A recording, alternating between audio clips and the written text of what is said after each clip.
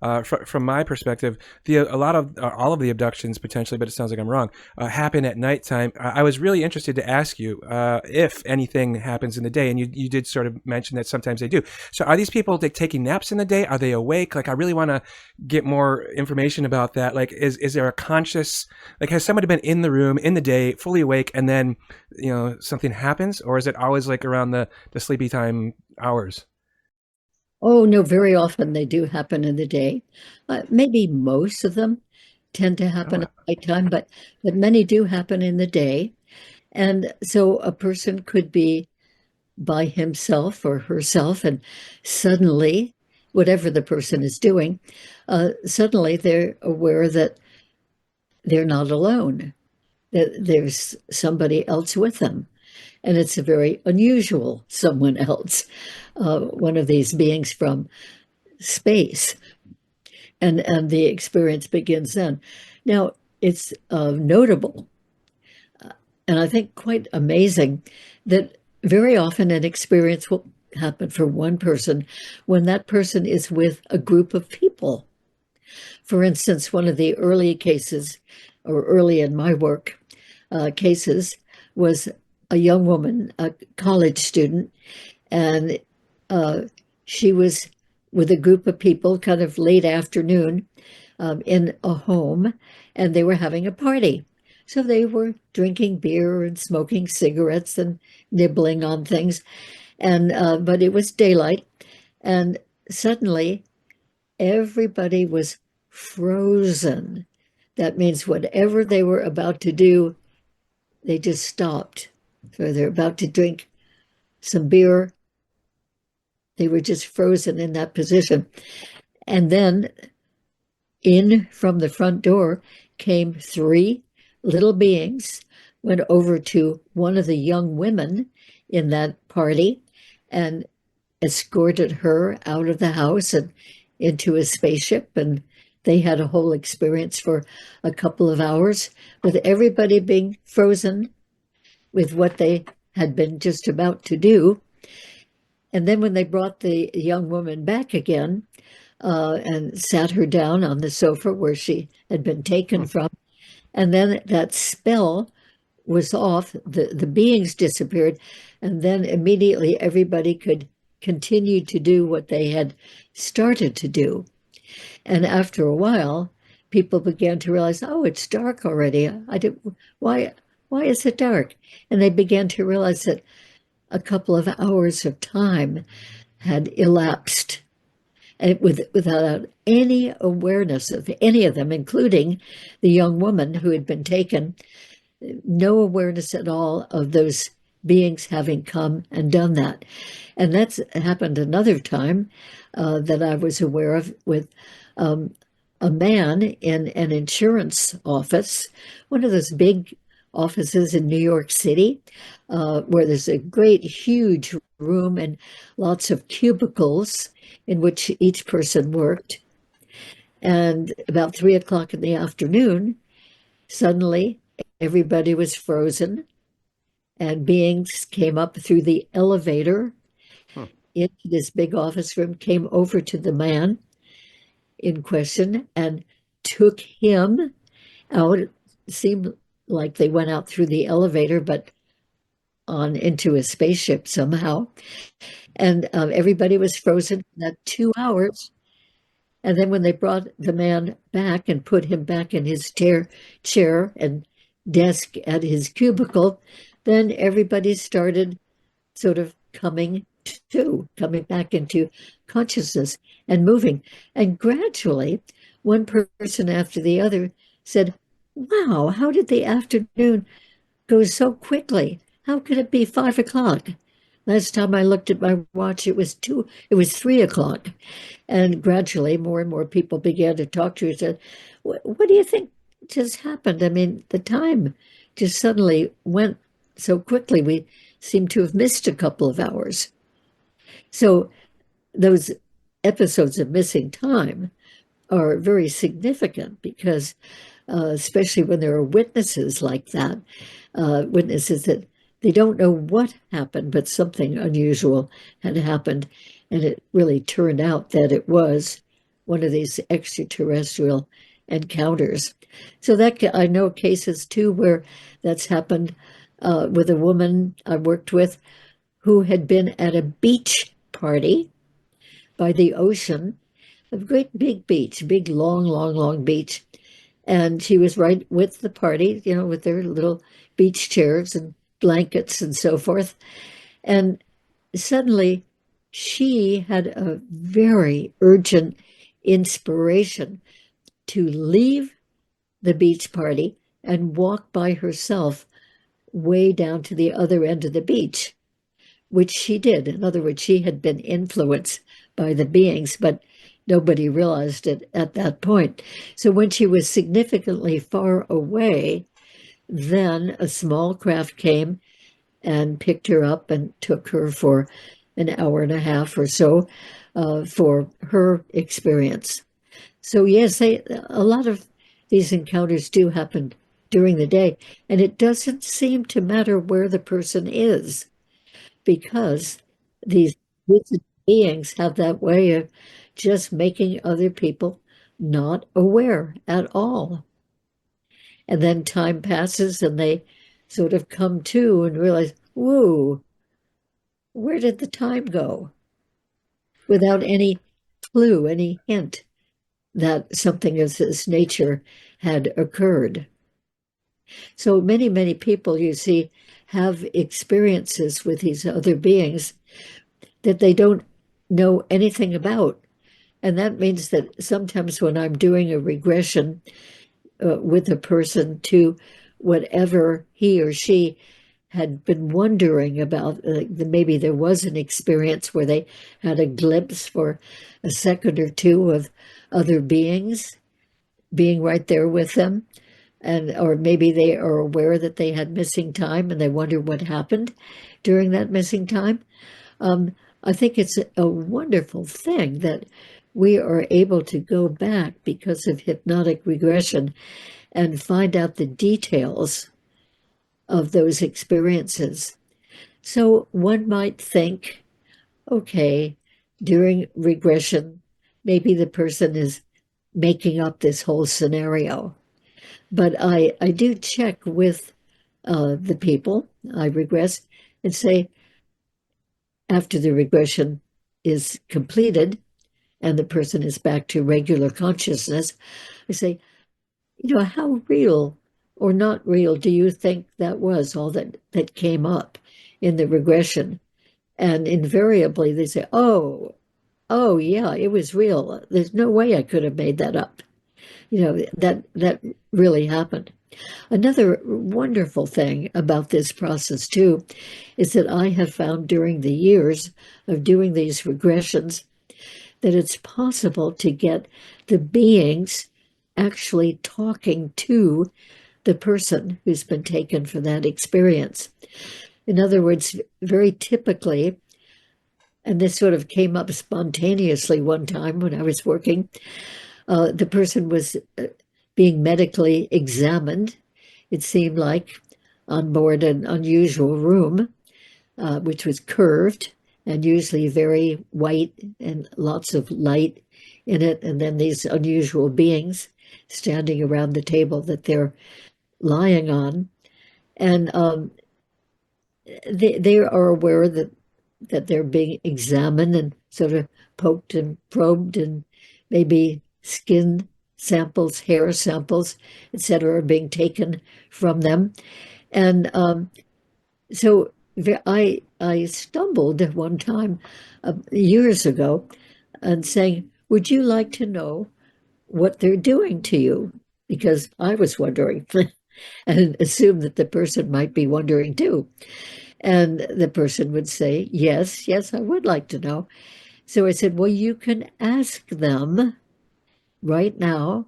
You can ask them in your mind because they will know what you're thinking, or you can ask out loud with your words. So some people ask in their minds and some people ask out loud. And then almost immediately, they get an answer from one of the beings.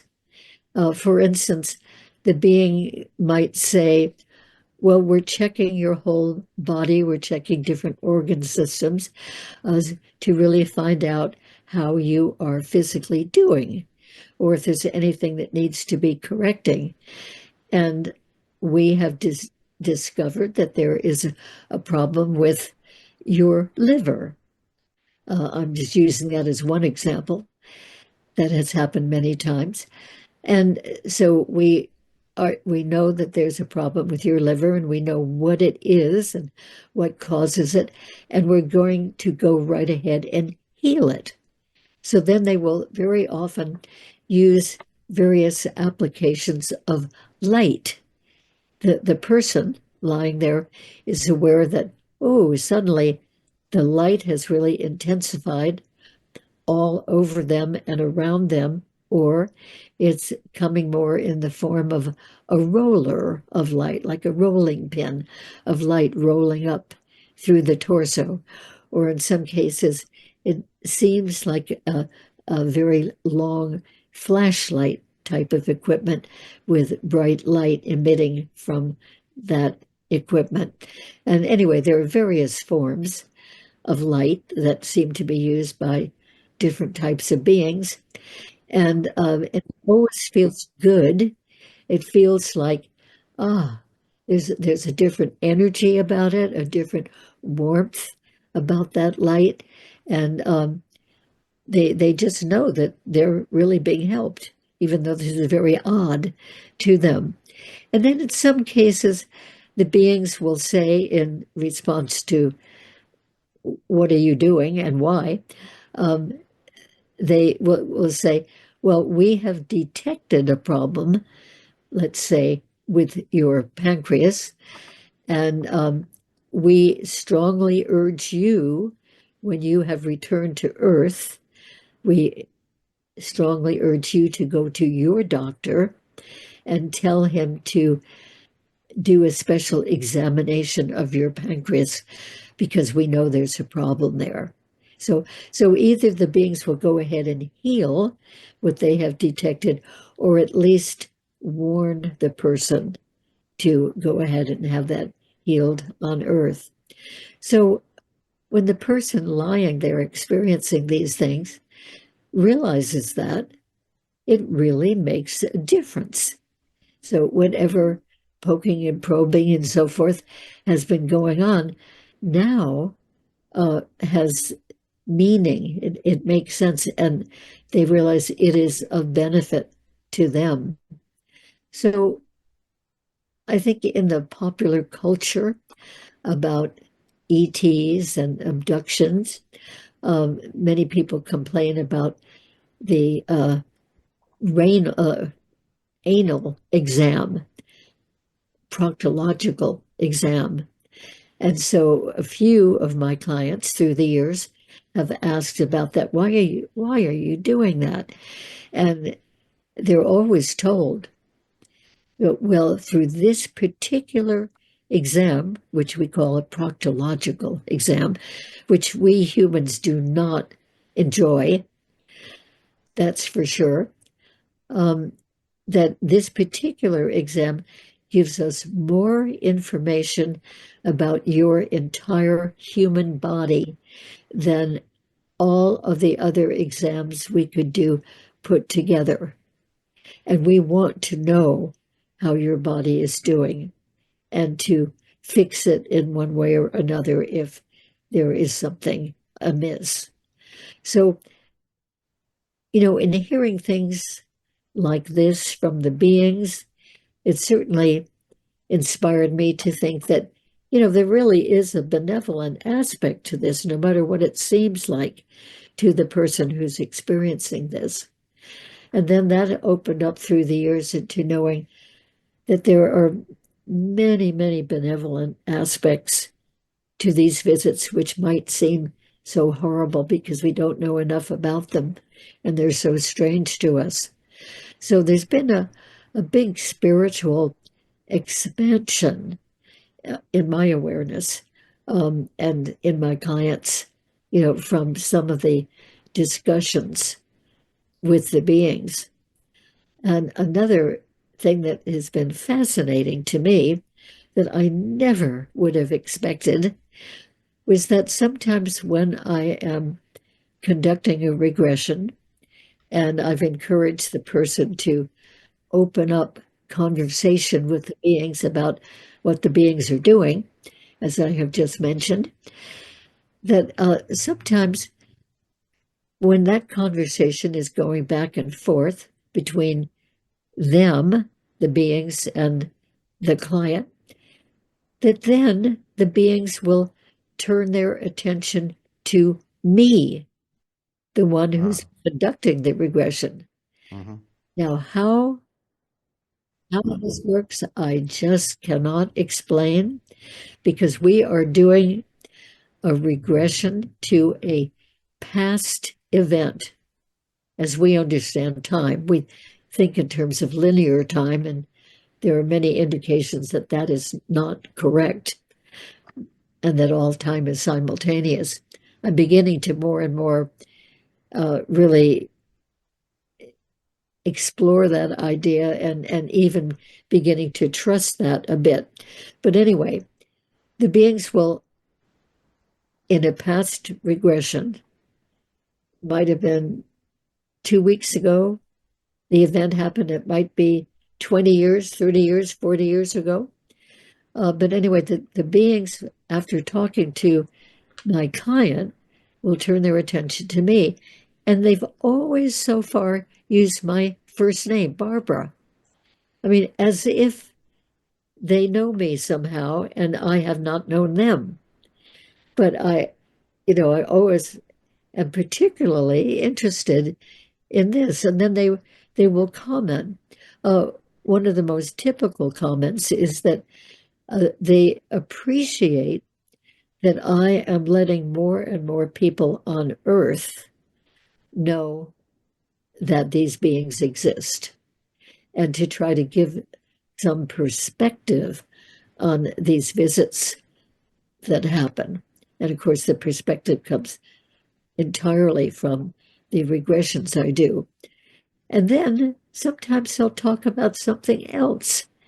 And this has absolutely amazed me. On one occasion, they talked about a crop circle that I had visited a few years earlier, and that I had been absolutely amazed at, because this particular crop circle had a new feature which we had never seen in crop circles before, that a portion of the crop in a swirled circle area seemed to be almost like formed into a sculpture of a nest. And they pointed out that they were they were amazed at my amazement being in that one particular crop circle. This is several years ago now, and pointing out to my companions, my human companions, about these nests, this new feature we had never seen before in a crop circle, and how enthused we were, how fascinated we were with that. So at that point, I said, it sounds like you were right there with us in that field in England, in that crop circle. Were you there? And the being said, no, I've never been on Earth, but I know this remotely. I know many things about Earth and about humans and all life on Earth, but I know it remotely from my own planet, which in that particular case was the binary star system, which we call Antares, where that particular being resided. But anyway, it's been a notable thing, a wonderful thing for me, to think that, or to know that conversation can happen between some of those beings and some of us. And of course, there are many people who do channeling of these beings, which I very much respect. I do not do that myself. It's just one of those abilities I have not developed. But I'm very, very interested in the material that other people bring through from some of these extraterrestrial beings. And sometimes the information is coming from what we would consider more spiritual beings. But more and more is opening up between us. And along the way, during this practice since 1991, I learned about the ET human hybrids, learned a lot about that from various people I was doing regression work with. And then around 2010, I met somebody at a UFO conference, the International UFO Congress. I just turned and there was a woman right next to me, and I looked at her eyes and I thought, oh, and she said, what? Why are you looking at me like that? And I said, well, I hope you don't mind my saying this, but you remind me of a hybrid. And this woman said, yes, I am a hybrid. Anyway, I got to know her. That was a wonderful, wonderful woman named Cynthia Crawford, who is no longer with us now. But she was doing wonderful work. I got to know her very, very well. And then a couple of years later, I met another woman at the International UFO Congress, and immediately I thought of a mantis extraterrestrial being. And so she was brought over to meet me by somebody I did know. And I said, oh, you remind me of a mantis being. And she said, good for you. I am a mantis being. In other words, a mantis hybrid human, ET human hybrid. And I got to know her very well. In fact, she stayed at my home with me from across the country, stayed for about 5 days. And so I got to know her very, very well. And the longer I was with her, the more I was totally convinced, without her having to say anything about it, that she was part mantis beings. So that opened up my whole awareness that there are people here who must at least have considerable amount of extraterrestrial genetics in them. In other words, ET human hybrids who are living here as humans. And then I became invited, as synchronicity has it, once you get interested in something, these resources just come to you. And so one of them was that I was invited to go to, I suppose what you'd call a house party, sort of a seminar in a home, with several other people who were there who were hybrids. So I got to know probably about 8 different hybrids then. And then a few months later, there was another gathering of hybrids. And I was invited to that, thankfully, and went, and there were even a couple. Check out the entire conversation with the link in the description or the next up screen, and discover all the conversations in the Universal Disclosure Podcast library. We have over 82 hours of consciousness-expanding conversation spread amongst 57 episodes and counting. Smart people from all over the world are joining this conversation, and you can be next. What do you have to share with us?